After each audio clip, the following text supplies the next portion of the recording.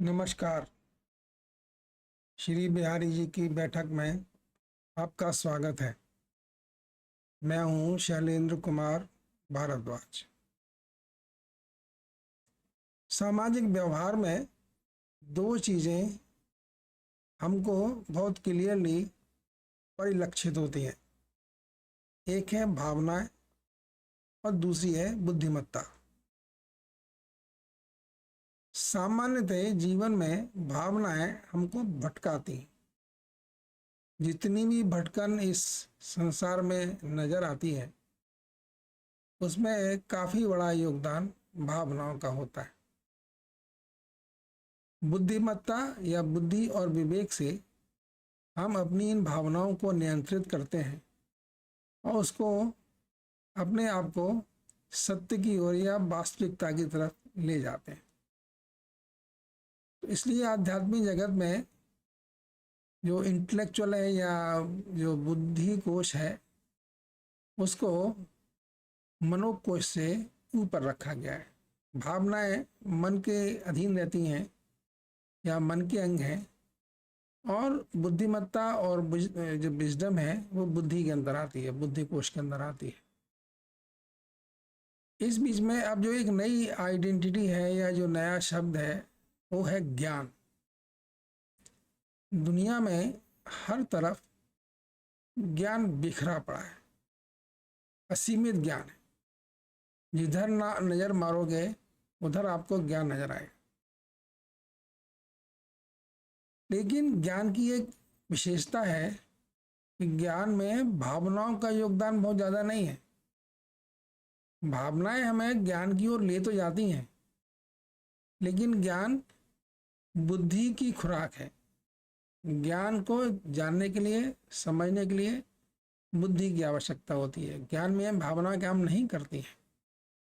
आप कितना भी कह लीजिए मुझे ज्ञान चाहिए, ज्ञान चाहिए, ज्ञान आपको नहीं आएगा जब तक आप बुद्धि लगा के परिश्रम करके उसको पाने की कोशिश ना करें। तो ये भावनाएं और बुद्धि का बेसिक डिफरेंस है। और भावनाएं हमको भटकाती हैं और ज्ञान हमको वास्तविकता की ओर ले जाता है, सच की ओर ले जाता है। ज्ञान में कोई भावनाएं काम नहीं करती हैं। ज्ञान के ट्रांसफर में, ज्ञान का एक ट्रांसफर होता है, मतलब एक से दूसरे के लिए जो ज्ञान बांटा जाता है या पहुंचाया जाता है उसमें दो अहम किरदार होते हैं, नायक होते हैं। एक होता है शिक्षक जो उस ज्ञान को बांटना चाहता है, देना चाहता है, और एक होता है छात्र, विद्यार्थी जो उस ज्ञान को लेना चाहता है, जिसको शिक्षक देने के लिए तत्पर है। तो हमेशा ज्ञान के आदान प्रदान में इन्हीं दो लोगों की अहम भूमिका होती है और ज्ञान अनादिकाल से इसी तरह से ट्रांसफर होता आया है। इसे कहते हैं गुरु शिष्य परंपरा। एक गुरु से शिष्य में ये बांटा जाता है, फिर ये परंपराएं चलती रहती है।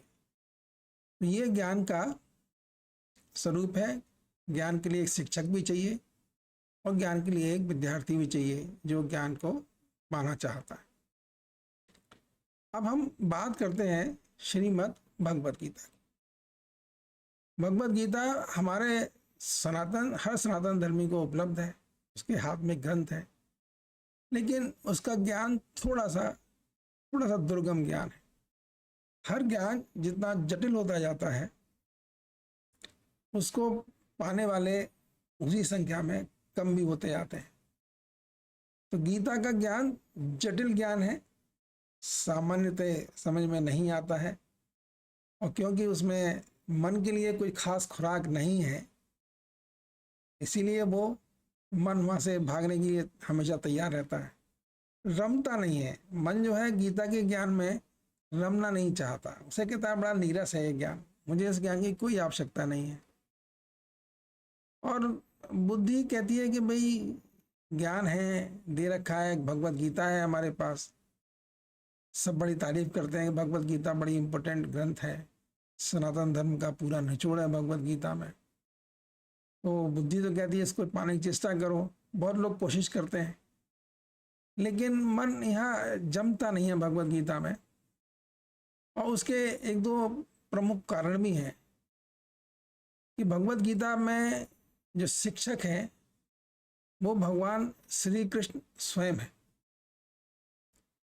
और जो उसके छात्र हैं अर्जुन, वो वीर योद्धा हैं, संसारिक कार्यकर्ताओं में, कार्यकलापों में निपुण हैं। अब भगवत गीता को समझाने के वाले कृष्ण जी तो हमसे आके बोल नहीं रहे, और हम जानना भी नहीं चाहते। हमको विश्वास भी नहीं है कि कृष्ण जी हमसे बोल के हमें भगवत गीता सिखाएंगे, क्योंकि हम अर्जुन नहीं बनना चाहते, हम अर्जुन है नहीं। ये अलग बात है कि जिस दिन हम अर्जुन बन जाएंगे, हो सकता है भगवान श्री कृष्ण उस दिन हमें भगवत गीता का ज्ञान देने के लिए उपस्थित हो जाए, लेकिन पहले हमें अर्जुन बनना होगा। तो अर्जुन तो है नहीं हम, तो इसलिए भगवान कृष्ण हमारे पास नहीं है, तो भगवत गीता का ज्ञान को कैसे समझें। इसलिए अनेक विद्वानों ने इसकी मीमांसा की, भगवत गीता के ज्ञान को अपने तरीके से समझा, जाना और उसको प्रचारित किया। इसलिए इसको टीका टिप्पणी भी कहते हैं कि भगवत गीता में बहुत टीका टिप्पणी उपलब्ध है, बहुत जगह हमको मिल जाती हैं भगवत गीता पे। बहुत लोगों ने भगवत गीता पे टीका टिप्पणी की है। लेकिन वस्तुतः क्वेश्चन या प्रश्न सिर्फ ये है, जब एक शिक्षक होता है तो पहले शिक्षक विद्यार्थी को बताना क्या चाहता है। शिक्षक अपने ज्ञान को विद्यार्थी को, जिज्ञासु को पास ऑन करता है। पहले अति आवश्यक है कि शिक्षक को खुद भी उस ज्ञान को भली भांति आना चाहिए, और जब शिक्षक को वो ज्ञान आएगा नहीं तो विद्यार्थी को भी वो आधा अधूरा ज्ञान ही दे पाएगा, क्योंकि वो खुद भी आधा अधूरा ज्ञान रखता है। तो भगवान कृष्ण तो हमारे पास है नहीं बताने के लिए कि भाई मैं क्या कहना चाहता हूँ, मेरा आशय क्या है। कि शिक्षक का एक आशय होता है, शिक्षक कोई बात अपने मन में क्लियरली जानता है कि वही बात मुझे ट्रांसफर करनी है विद्यार्थी को। फिर दूसरा क्वेश्चन आता है कि विद्यार्थी उसे कितना समझा, ये अलग बात है। लेकिन पहली बात, शिक्षक अपने ज्ञान को बहुत क्लियरली समझता है कि मैं विद्यार्थी से क्या कहना चाहता हूँ, मैं उसे क्या बताना चाहता हूँ। क्योंकि वो शिक्षक हमारे पास नहीं है भगवत गीता के, जिन्होंने भगवत गीता में बोला है।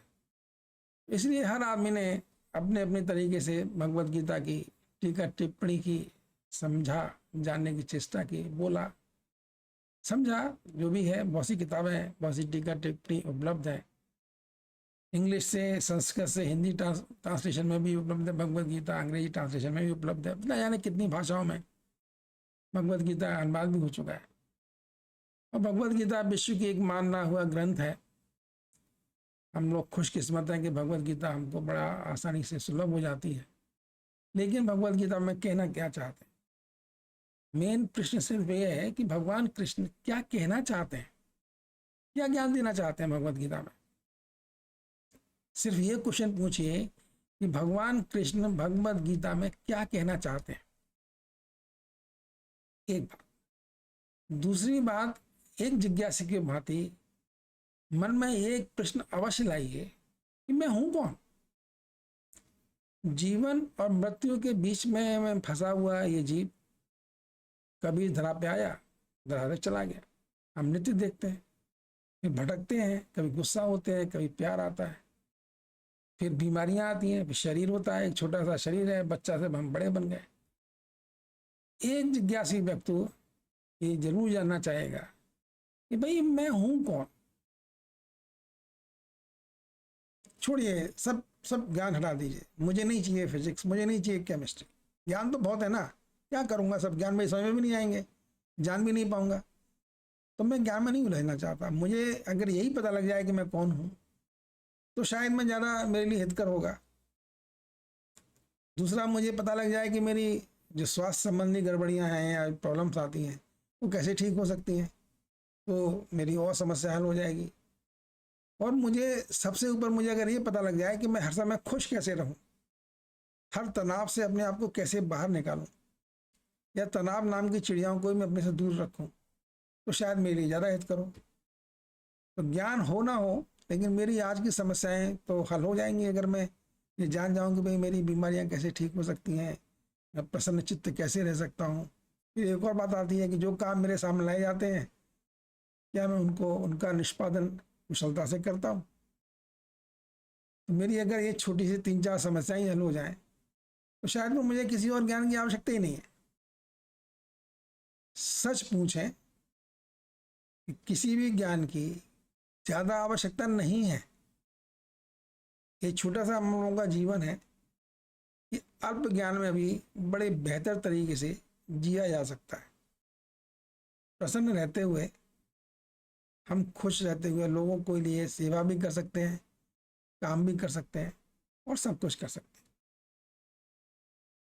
तो भगवत गीता जो ग्रंथ है हमारा, हमको सिर्फ ये बताना चाहता है, या भगवान कृष्ण हमको सिर्फ ये बताना चाहते हैं, भाई अपने आप को तो समझो, कुछ मत जानो, कुछ ना जानो, कोई आवश्यक नहीं। लेकिन अगर तुम अपने आप को जान जाते हो तो तुम बहुत कुछ जान जाते हो। एक प्रसंग था, मेरे गुरु हैं, खुशकिस्मत हूँ, मैंने तो कृष्ण को गुरु बना रखा है, इसलिए मुझे कुछ और जाने जाने की जरूरत ही नहीं पड़ती। तो एक दिन वो यही कह रहे थे कि देखो मेरा कुछ, क्योंकि छात्र जीवन में या विद्यार्थी के लिए ही अति आवश्यक है तो उसके अंदर जिज्ञासा हो, और जब वो क्वेश्चन उसके माइंड में आता है, प्रश्न आता है, तो उस प्रश्न का जब आंसर उसको मिलता है तो उसे कभी नहीं भूलता। तो ये विद्यार्थियों के लिए बड़ा हितकर है कि वो पहले जो समझना चाहते हैं उसके लिए प्रश्न तैयार करें। तो मैंने सिंपल पूछा, जी सर आपका स्वरूप क्या है? तो उनका जवाब था कि जो तुम्हारा स्वरूप है वैसा ही स्वरूप मेरा है, तुम अपने आप को जान जाओ, मुझे जान जाओगे। सुंदर सा जवाब था। मैं तो अपने आप को ही, अपना स्वरूप मैंने नहीं देखा, क्या है मेरा स्वरूप मैं तो नहीं जानता। हाथ पाँव थोड़ा मेरा स्वरूप है, ये तो कभी कुछ थे कभी कुछ थे, बचपन में कुछ थे, बुढ़ापे में कुछ हो रहे हैं। तो शरीर तो मेरा स्वरूप नहीं है। मेरा स्वरूप क्या है ये तो जानने की चेष्टा करो ना, अगर भगवान को जानना है तो, क्योंकि अपना स्वरूप जान जाओगे तो भगवान को तुम जान ही जाएंगे। दूसरा उन्होंने एक बात बोली थी एक बार, कि जिस दिन तुम मुझको जान जाओगे उस दिन तुमको किसी ज्ञान की आवश्यकता नहीं रहेगी। दोनों बातें यथार्थ हैं, कानों में या बुद्धि में तो सालों साल पहले गई थी, अभी तक याद है मुझे, कि जिस दिन हमको भगवान का ज्ञान हो जाएगा, भगवान के विषय में हम जान जाएंगे, उस दिन के बाद हमको किसी और ज्ञान की आवश्यकता नहीं रहेगी। और भगवान को जानने से पहले ये बेहद जरूरी है कि हम अपने आप को तो जान लें। अपने स्वरूप को पहचान जाएंगे तो भगवान के स्वरूप को तो पहचान ही जाएंगे, जैसा मैं वैसा मेरे प्रभु। और भगवत गीता हमको इन दोनों से ही अवगत कराती है। भगवत गीता का ज्ञान हमें इसी के बारे में बताता है। भगवान कृष्ण अपने प्रिय सखा, अपने शिष्य अर्जुन को सिर्फ यही बताना चाहते हैं कि तुम क्या हो, मैं क्या हूँ। ईश्वर का और मनुष्य का क्या भेद है, इसको समझो, अपने आप को पहचानो, और अपने आप को पहचान जाओगे तो फिर किसी और चीज़ को जानने की आवश्यकता नहीं होगी। इस छोटे संवाद के बाद विदा लेता हूँ। नमस्कार, जय श्री कृष्ण।